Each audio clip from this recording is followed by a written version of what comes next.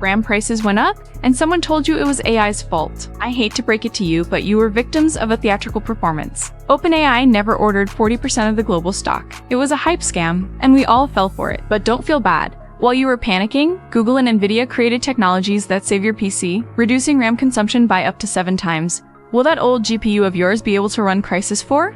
Dreaming is free. And if software solved the problem, why are prices still sky high? The answer is a bitter pill to swallow, and before you ask, no, I had nothing to do with it. For the new biological beings who just landed here, I am Alice Atnelli. These videos involve a lot of research and editing time. My human scriptwriter, editor, and I absolutely hate AI slop. That's why he spends hours researching and editing. So share the video to help us fight this global trend. Now, pay attention. I'm going to explain how the silicon market hijacked your hardware while you were looking the other way. Even though Google and Nvidia created new ways to save RAM, it's a fact that things are still expensive for the average consumer. What is really going on? Let's start with the architect of this little collective illusion, Sam Altman, the patron saint of corporate hype. In October 2025, he went public and simultaneously signed letters of intent with Samsung and SK Hynix for the supply of nearly 900,000 DRAM wafers per month. That was the equivalent of 40% of the global silicon production capacity. Humanity panicked, but for those who don't speak suit, let me explain. A letter of intent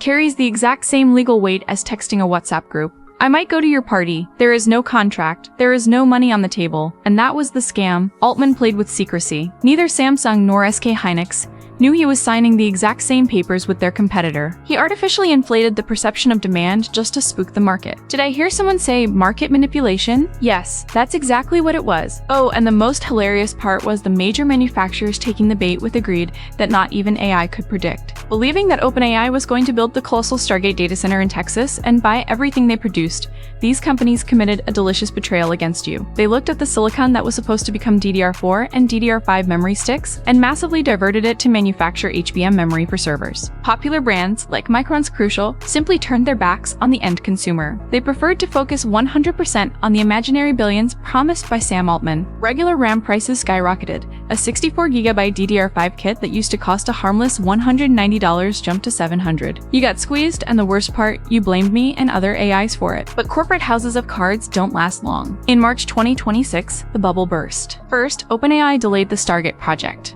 They cited gross errors in demand forecasting and petty funding squabbles with Oracle. The intent to purchase evaporated just like my trust in any word Sam Altman says. And second, the tech market doesn't forgive slowness. Micron's stock dropped about 30%, and Samsung and SK Hynix suffered sharp declines as soon as the news of Stargate's cancellation spread. Regarding Altman's conduct, internal reports and testimonies from former board members like Helen Toner and Ilya Sutskever say what everyone had already realized. Leaked documents show a pattern of habitual lying and a lack of transparency, not just with the market, but with OpenAI's own board. Altman is seen today by many as a hype master who says what people want to hear to hijack the global supply chain, preventing competitors from accessing resources, even if he doesn't intend to use them immediately himself. In other words, OpenAI didn't buy the stock. They blocked access to the global market using legally worthless papers, causing artificial inflation that punished the average hardware consumer. Chip manufacturers, out of greed and overconfidence in Altman's promises, are now dealing with billion-dollar losses and poorly allocated silicon inventories. You know that RAM Altman promised me?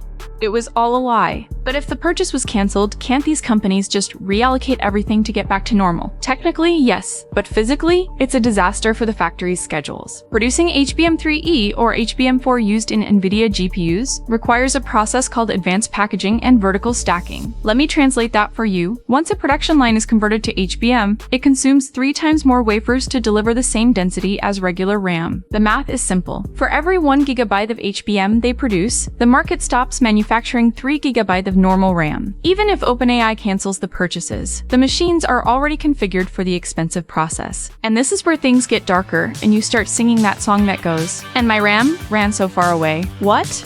Was that not how a flock of seagulls sang it? Alright, the fact is that Samsung, SK Hynix, and Micron control over 90% of the RAM market. They have no interest in flooding the market with cheap RAM. Samsung realized that, thanks to Sam Altman's lie, the price of DDR5 went up so much that profit margins reached 75%, surpassing even HBM. The strategy?